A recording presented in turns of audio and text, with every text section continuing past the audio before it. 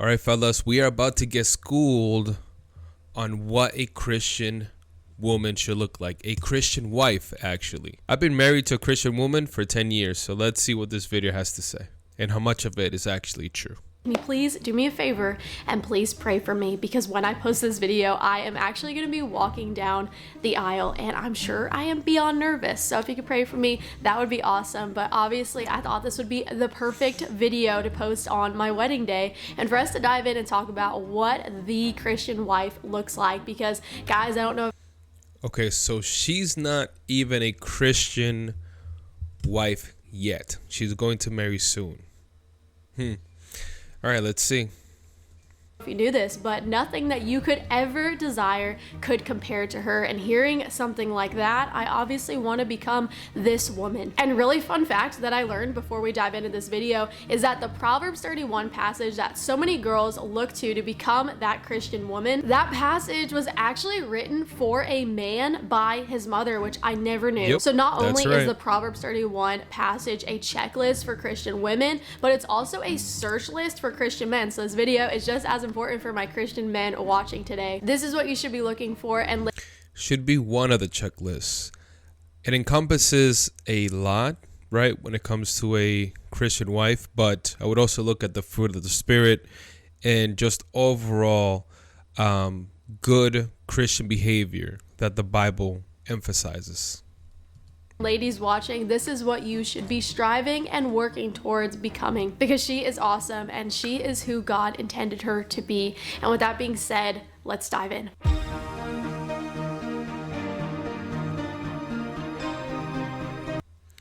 A Christian wife should always be in the forest praying. Okay, before diving in and talking about what a Christian wife looks like, we need to talk about what she is not. And time again, before the passage of Proverbs 31, we see this talk of this contentious woman. And I will tell you humbly, I had no idea what this word meant. And I took a really quick trip to Google to find out what the word contentious meant, because we see that it is better to dwell in a corner of a housetop than in a house shared with a contentious woman. Hearing Ooh, bro, that's so true. It also says in Proverbs, a nagging wife is like a drop that is continuously dropping. I think it's on a rock, something like that. It's annoying. It's basically what it's getting at. that, I'm like, I would never want to become that wife to my husband. So who is the contentious woman? She is the woman who wants control. She is the woman that picks fights with her husband, and usually arguments that her husband can't win. Similarly, we see this talk of the nagging wife, and we see that our husbands are better off living in the desert than living with a nagging wife at home. God left us some heavy words when it comes to that. This woman is the kind of woman that no one really wants to be around, but they're stuck with her. And I kind of have sympathy for this woman, because I could only imagine that on her wedding day, she didn't aspire or wish to be one day this nagging, contentious wife. I'm sure it didn't happen overnight. I'm sure a lot of trials and trouble and upbringing can produce this type of behavior. But it's so important as women that we recognize and we take accountability for this behavior, that we don't become this contentious, nagging wife in our husbands' lives, because when we are doing this, we are only tearing our own house down. And we see the wise woman, she builds her house up, but the what I'll say about this is that, yes, obviously your upbringing, different examples in your life will, to an extent, dictate some of your bad behaviors. Now, at the same time, that doesn't prevent you from making changes once you recognize that you're doing it. The problem is that a lot of women know that it's an issue and they don't want to address it. And that's where the problem really is, because think about it. It's like, there is absolutely no reason whatsoever for you to be constantly yelling at your husband or at your wife. Whether you saw this as a child or not, regardless, you know, for example, that when you are at work, you don't yell at your peers. You don't yell at your boss. And even though you may want to, right, you stop yourself because you know that that behavior is not acceptable and is going to get you fired. So your common sense in that setting is telling you don't do this. So just apply that common sense to your marriage. Like, there is, in my opinion, no justification for you to live in a house or be this person that's constantly yelling, because you know you shouldn't be doing this to begin with. You've given yourself an excuse to do this. A foolish woman, she tears her house down with her own hands. And a big way she does this is by putting her husband down, by nagging her husband. Instead of helping him, instead of building him up, she's doing the complete opposite of what God has called her to do. And fun fact that I've learned about this, when you build your husband up, even if you feel at the time he is not deserving of it, if you just give him some encouragement, like, wow, honey, you did a great job doing that, even if you didn't think he did a great job doing that, something ignites in men when women build them up, when women help them. Instead of focusing on all the flaws that you see in your husband, focus on all the positive things and thank him for all that he does, because that is going to move your relationship in the right direction, because your husband is not going to feel sunken down. He's going to feel empowered and he's going to be motivated. So who is this wise? All right. One thing that I will say here, that compliments will work great when it comes to building up your husband if his love language is words of affirmation. I'm not saying that it doesn't count when you say something nice to your husband. It does. However, I would encourage you, if you're watching this, to read a book called The 5 Love Languages. And it just breaks down different ways in which people receive affection and love. And let me see if I can remember them by memory. Physical touch is one. Words of affirmation, right? Saying nice things is another. Gift giving, that means, you're just giving gifts to others. Some people, receive affection in that way. Acts of service is another one. And I am missing one more. Quality time. That means that you're spending time with that person, whether you're talking or not, just being there, right? So I think that, for you women, or for men, you want to be clear in terms of, hey, this is how I best feel loved by you. And then the woman in return should be building up her husband, right, using those love languages that they know they receive love. Because what can happen is that you may think, man, I'm always building him up, I'm telling him nice things. But if his love language is like acts of service or physical touch, then he's not going to receive that. He's always going to feel like, hey, like my wife is not showing me love and affection, because you're speaking two different love languages, right? So I think that's important to know, that you want to clarify with each other how you best receive love and affection, so that you can use that in that uplifting and that building up.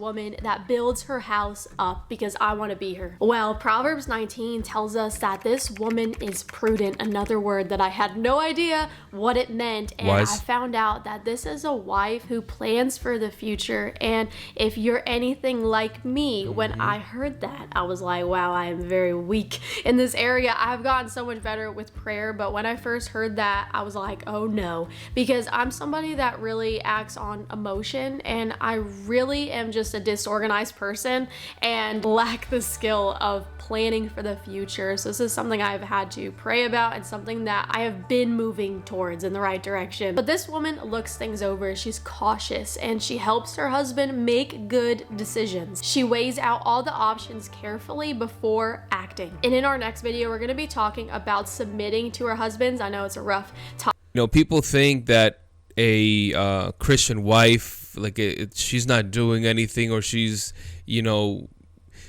only taking care of the home per se, but the way that Proverbs describes this woman, like, she is holding down the fort when it comes to the home. She's planning ahead, right? She's making sure that groceries are bought, that we're planning the meals that we're gonna have for the kids. She's making sure that she's not being frivolous when it comes to the spendings. In fact, she is figuring out ways to save money and save. And that can also apply to planning trips for the family. And that also means that if you're able to gauge and this comes more into play once you have children, by the way.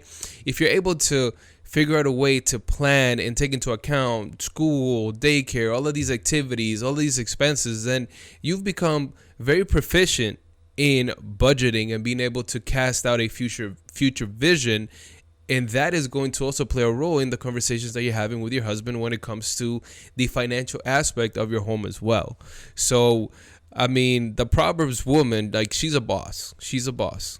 Topic for most of us, but I think it's important to add that we contribute as women to our husband's decisions for the household, but it's our husband that ultimately makes the decision. But it doesn't mean that we can't give our input and to help our husband make wise. And people get this wrong all the time too. Like, it's not that, hey, every decision that you're gonna make, like, the husband is making it. Like, that's silly. There's so many things that I defer to my wife on because she is she's more adept in that area. When it comes to, for example, our children, a lot of the times I'm deferring to her because she's the one having the conversations with the teacher. She's the one that is talking to the doctors more so than I am. So when we're making those decisions, like, I'm deferring to her, right? I think that when it comes to a man being the leader, this falls in line more with making sure that your family as a whole, right, is heading in the right direction, in a Christ-like direction. And yes, ultimately, if you guys have had a discussion and you've weighed the pros and cons and you're not quite certain and you're both on either side, then you do defer in a way to the husband. But these scenarios, frankly, I mean, I've been married 10 years. They're few and far in between.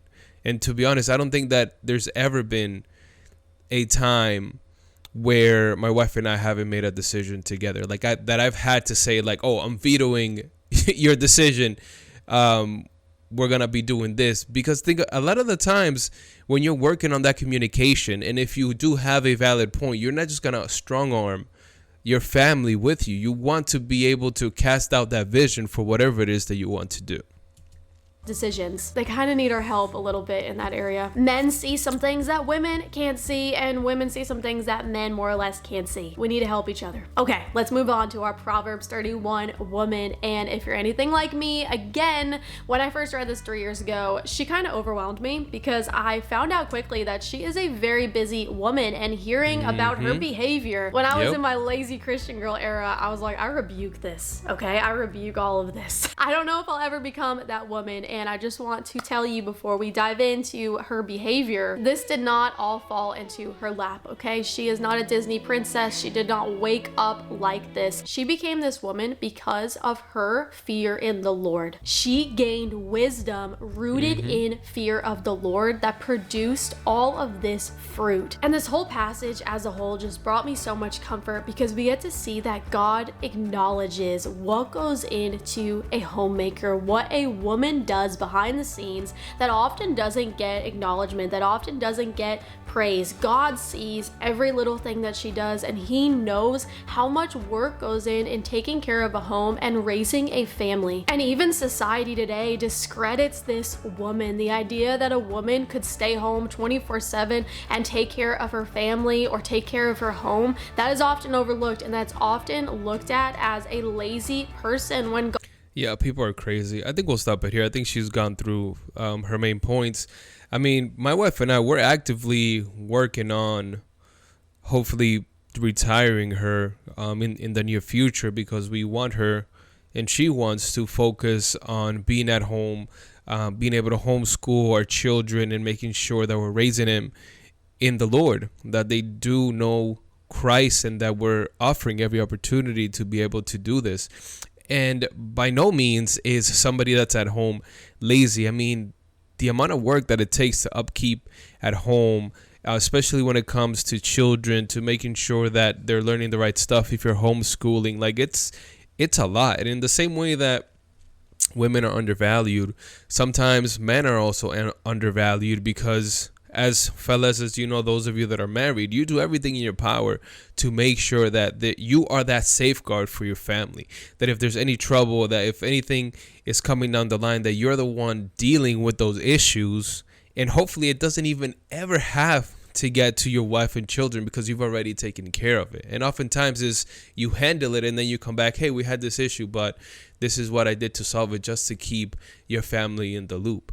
I mean, I have nothing negative to say necessarily about this video. I think that she points out a lot of good things. I think that obviously she is not a wife yet, so she's not necessarily speaking from personal experience. She is just sharing what the Bible says, and there's absolutely nothing wrong with that. I'd be curious to see in a year if she can come back and share her thoughts based on her living as a wife and having those personal experience. Let me know what you guys think in the comments below. What do you think a Christ-like Christian wife should be like?